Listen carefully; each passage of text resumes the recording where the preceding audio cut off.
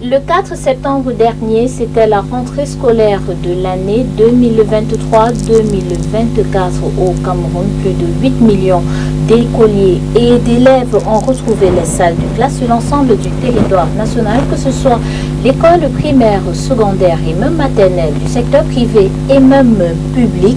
Malheureusement, certains de ces enfants connaissent des difficultés scolaires parce que n'ayant pas un élément essentiel à l'apprentissage, c'est-à-dire la vue, nous allons dans cette émission parler des défauts visuels et des pathologies oculaires qui handicapent l'épanouissement de plusieurs apprenants. Vous l'avez compris, en focus ce jour, nous parlons des maladies des yeux et des défauts visuels chez l'enfant. Mesdames, salut, monsieur, salut et bienvenue à Focus Santé.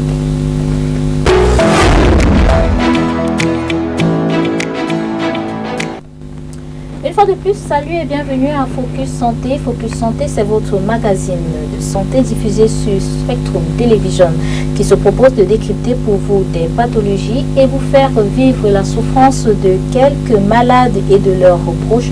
Aujourd'hui, nous nous intéressons aux maladies des yeux et aux défauts visuels chez les enfants. Pour mieux comprendre le sujet, nous recevons sur ce plateau le docteur Nga Obama Odile. Elle est ophtalmologue. Bonsoir docteur et bienvenue. Bonsoir madame, merci de m'avoir invité. Avant de discuter avec vous docteur, je vous propose d'écouter le témoignage d'une jeune élève. Elle est à Douala, dans le 4e arrondissement de Douala, à Bonaviri, et qui a malheureusement perdu progressivement la vue au point d'arrêter totalement ses études. C'est dans son reportage. Mato Lucie, 18 ans, est malvoyante, un handicap qu'elle n'a pas vu venir, encore moins sa famille. Ça a commencé, je maigrissais seulement. Je maigrissais, je partais à l'école, je maigrissais, je mangeais, puis je me couchais. J'étais toujours fatiguée, ma mère dit fais ceci. Elle vient toujours qu'elle se coucher, elle me dose même, elle bavarde. À un moment même, elle pensait que c'était la grossesse. Mais alors, quand les films de composer le BPC, en composant même, parfois j'avais le vertige encore, c'est comme si je devais tomber. Alors, quand les films de composer, on est parti à l'hôpital, on a découvert que j'avais la typhoïde et le palud du sang. On voulait mettre le glucose, mais peut-être Dieu a refusé, je ne sais pas. Alors, on m'a donné certaines injections. Maintenant, on est rentré à la maison. Le lendemain, je devais aller prendre mes injections. Elle allait au marché. Et le matin, elle m'a dit, après, tu te laves, tu manges, tu vas prendre tes injections. J'ai dit oui. Elle allait au marché. Elle rentre, me trouve sur la même position.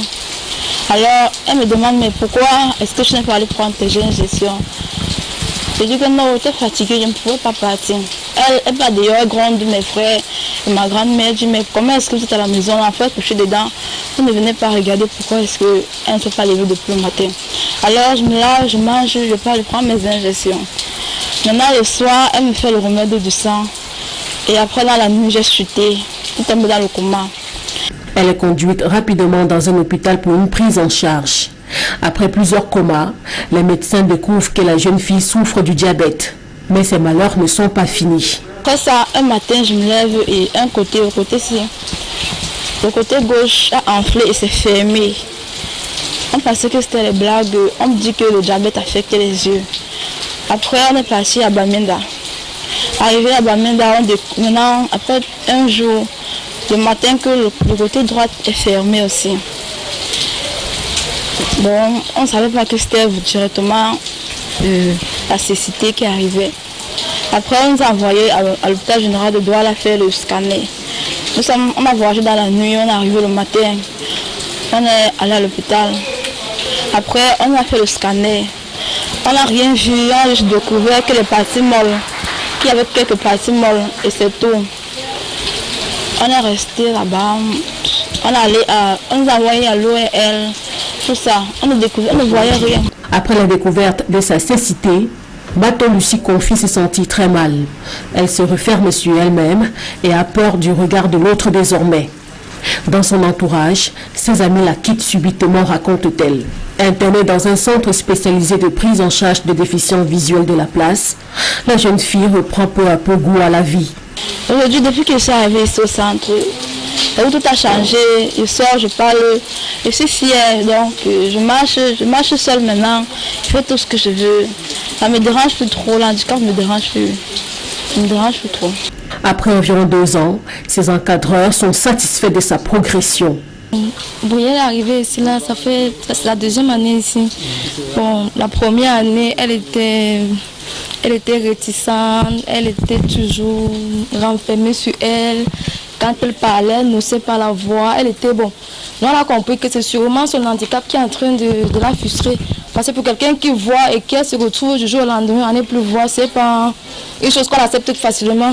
Oui. Regardez, puisque nous sommes dans un entourage des personnes malvoyantes et les personnes aveugles.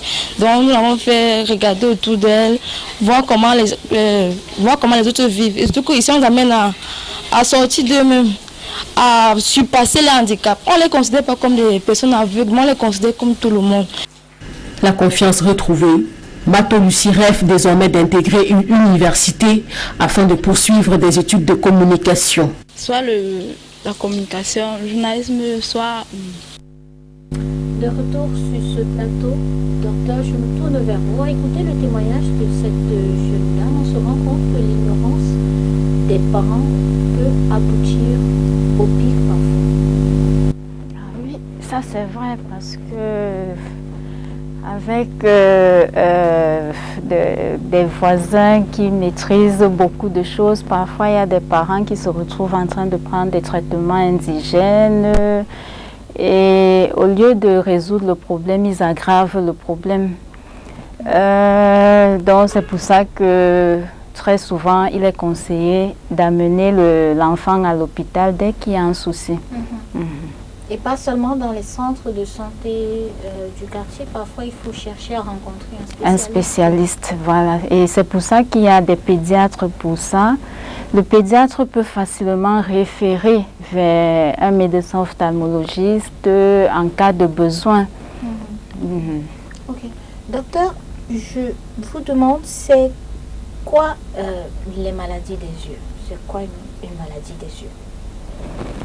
Les maladies des yeux, ce sont des affections qui touchent les structures de l'œil.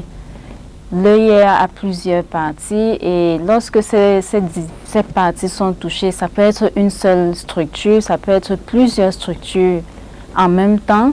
Là, on parle de maladie des yeux. Et très souvent, c'est de manière chronique, de manière évolutive que ces parties sont touchées. Et quand on parle de défauts visuels? Les défauts visuels, quant à eux, ce sont des affections qui touchent la géométrie de l'œil. Quand on parle de géométrie, c'est la taille de l'œil, la forme de l'œil. Donc là, ce sont les affections, les défauts visuels. Et donc, quelles sont les maladies qui peuvent être à l'origine d'un échec scolaire chez un enfant? Est-ce qu'on peut avoir des maladies ou des défauts visuels ou bien on peut avoir les deux au même moment? On peut avoir les deux, mais les échecs visuels, les échecs scolaires peuvent être liés à une pathologie ou à plusieurs pathologies associées. Donc ça peut être simplement un défaut de port de lunettes adapté, ou alors une pathologie qui peut être plus grave parce qu'il y a des pathologies dont le traitement nécessite des moyens plus compliqués, plus complexes, peut-être un suivi plus long. Donc tout cela peut entraîner des échecs scolaires.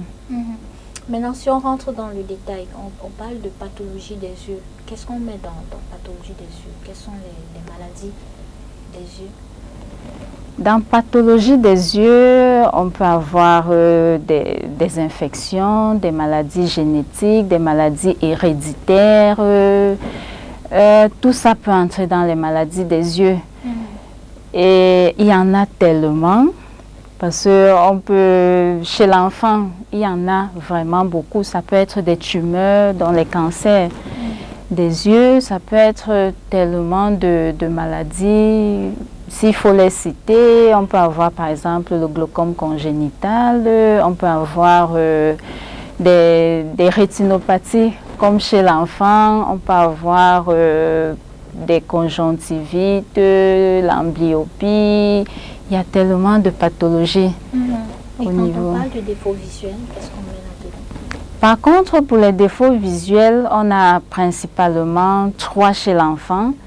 Nous avons l'hypermétropie, la myopie et l'astigmatisme. On a également la presbytie, mais là, c'est chez l'adulte, vers l'âge de 40 ans. Donc, l'hypermétropie, ça veut dire que l'œil est trop petit et l'image se forme un peu en arrière de la rétine. Donc, l'image n'est pas nette. Et là, on a besoin de porter les lunettes pour ramener l'image sur la rétine, donc pour qu'elle soit vue nettement. La myopie, par contre, l'œil est trop grand. C'est pour ça que j'ai parlé d'anomalie géométrique. L'œil est trop grand et l'image se forme plutôt en avant. Et là, il faut des verres, des lunettes pour ramener cette image un peu en arrière pour qu'elle soit vue nettement. L'astigmatisme, c'est qu'il y a une confusion. L'enfant a tendance à confondre, ça peut être des objets, des lettres, les lettres qui se ressemblent. Par exemple, un H qui est confondu avec un N, un A qui est confondu avec un H, donc les lettres, le F qui est confondu avec le E. Donc, toutes ces confusions-là peuvent entraîner un flou dont l'enfant ne voit pas nettement, il ne copie pas nettement ces leçons. Et donc, docteur, un enfant qui a ces défauts et peut-être même ces pathologies, à l'école, bon, on commence d'abord par la maison. À la maison, qu'est-ce qui devrait alerter un parent à aller à l'hôpital pour faire consulter un enfant? Et aussi, est-ce qu'il y a un âge? Il y a des pathologies. Généralement, l'enfant naît avec certaines pathologies. Maintenant, ça ne se manifeste pas d'emblée. Ça peut se manifester progressivement avec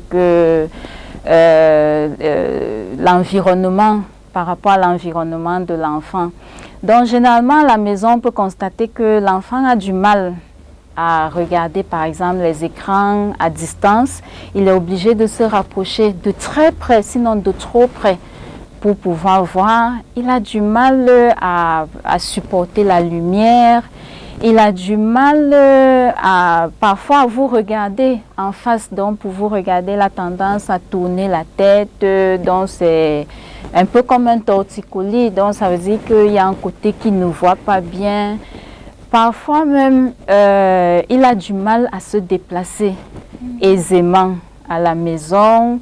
Et là, c'est peut-être en âge préscolaire. À l'école, par contre, il a du mal à copier ses leçons. On se rend compte qu'il a plein de fautes dans ses cahiers. Ça veut dire qu'il a du mal à copier les leçons. Ou alors, il est un peu plus lent que les autres. Donc, il doit se lever pour aller regarder ce qui est écrit au tableau parce qu'il ne voit pas. Donc, tout cela devrait donc alerter les parents et ça veut dire qu'il faut les observer. Donc, il ne faut pas laisser la tâche seulement aux enseignants. Les enseignants, parfois, ils ont beaucoup d'enfants, ça fait beaucoup d'esprit à surveiller, à observer. Ce n'est pas toujours évident. Donc, chaque parent doit commencer à la maison. Et donc, quand on se rend compte que l'enfant a quelques difficultés, la première réaction, c'est d'aller rencontrer un spécialiste. Ça devrait être la première réaction. Ce n'est pas toujours ce qui se passe. Ça devrait être la première réaction, rencontrer un spécialiste. C'est vrai qu'il y a des parents qui rencontrent des spécialistes quand le spécialiste leur propose un traitement, par exemple les lunettes. Il refuse d'emblée parce qu'il se dit l'enfant est trop jeune, il ne peut pas porter les lunettes. Et parfois même, ce ne sont pas des parents qui ont des problèmes financiers, ce n'est pas lié à un problème financier, mais c'est cette volonté ou alors cette panique-là que si l'enfant porte les lunettes étant trop jeune, il risque de les porter à vie et ça risque d'aggraver son problème et tout. Mais je me dis, il vaut mieux faire confiance aux spécialistes. On ne prescrit pas les lunettes par hasard, on ne prescrit pas un traitement par hasard. C'est pour le bien de l'enfant. Et quand on arrive à l'hôpital, on arrive, on prescrit des lunettes. Est-ce que des lunettes, ça guérit, ça corrige, ça améliore juste le quotidien de l'enfant? Alors, j'aime souvent prendre un exemple, quelqu'un qui a la jambe amputée et on lui met une prothèse. Quand on met la prothèse, il va se déplacer avec cette prothèse-là. Mais lorsqu'on enlève la prothèse, la jambe n'a pas repoussé. Donc, c'est un peu ça avec les lunettes, c'est que l'enfant naît avec son problème.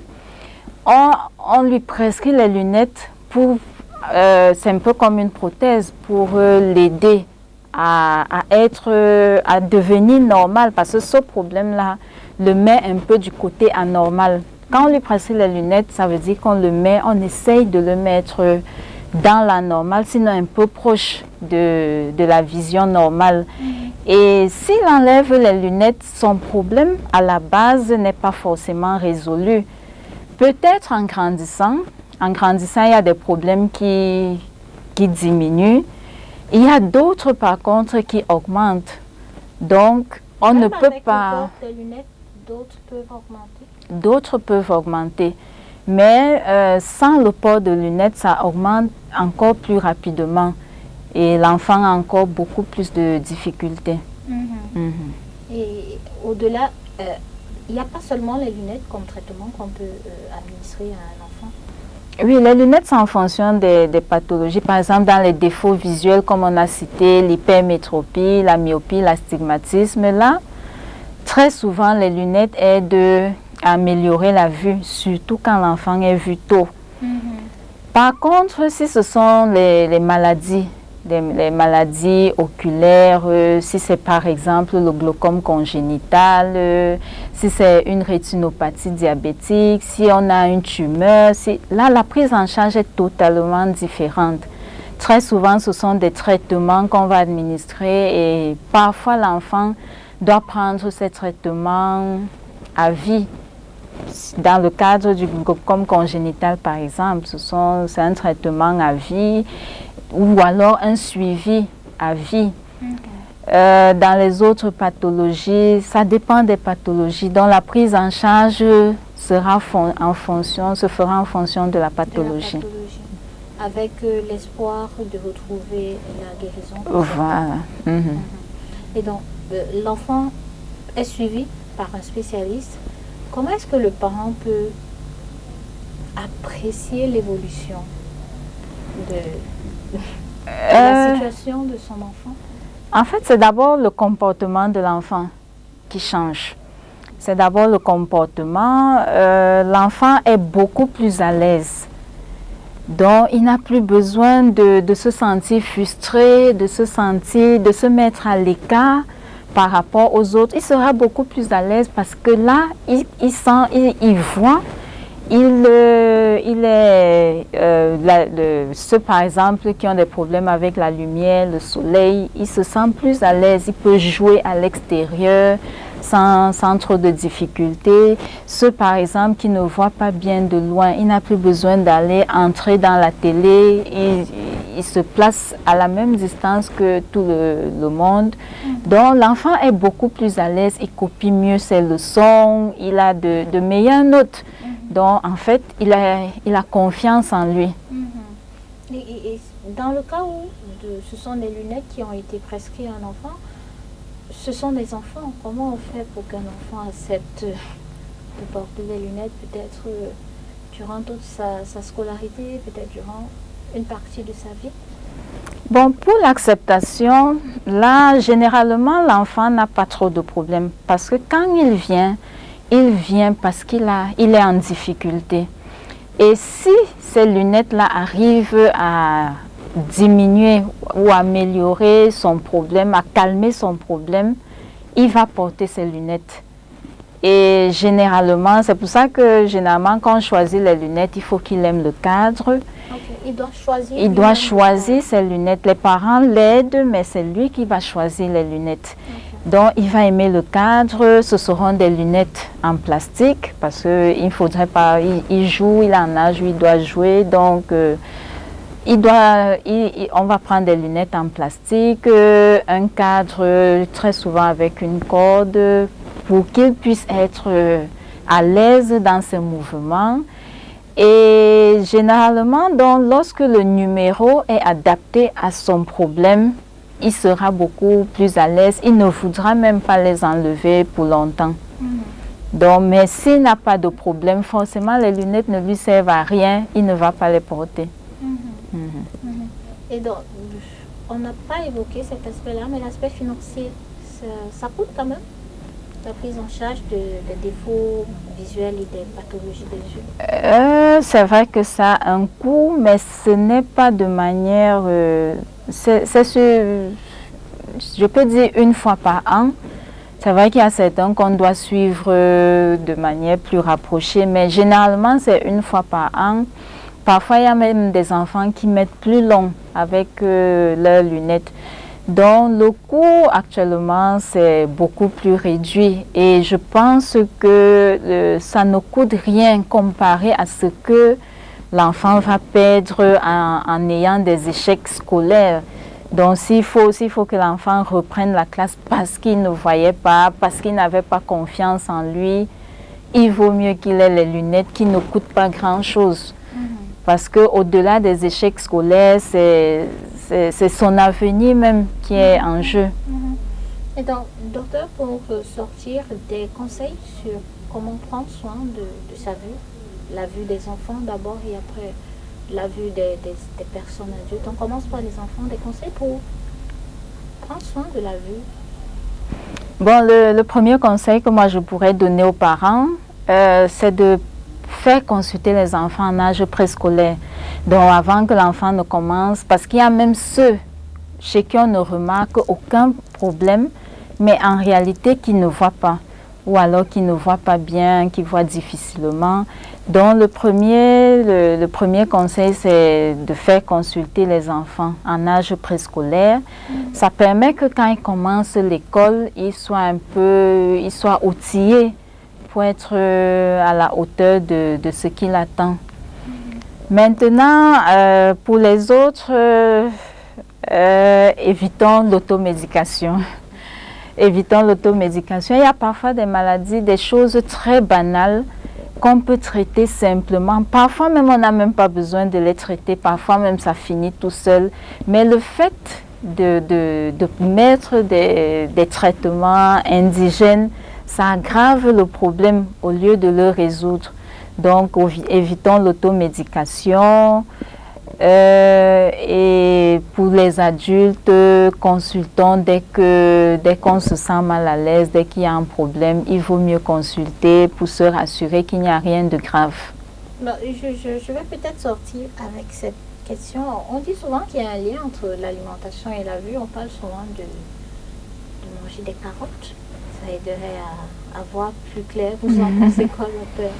Bon, en fait, il y a des aliments qui sont riches en antioxydants, ou alors les antioxydants, ce sont des éléments qui renouvellent certaines cellules. Donc forcément, ça, même au niveau des yeux, parce que ce n'est pas seulement les yeux, mais tout l'organisme.